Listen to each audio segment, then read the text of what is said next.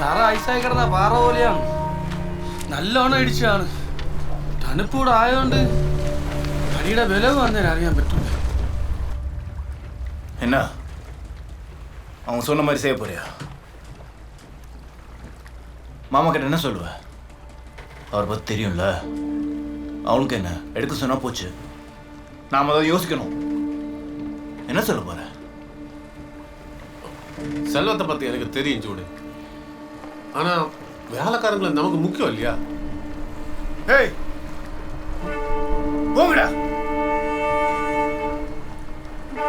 Jude, ஒரு உயிர் பிரச்சனை. பிரச்சனை யோ, எனக்கு கொஞ்சம் வேலை இருக்கு, அப்புறம் சொல்றேன். நான் சொல்ற வரைக்கும் போட்டு கரை பக்கம் திரும்பக்கூடாது.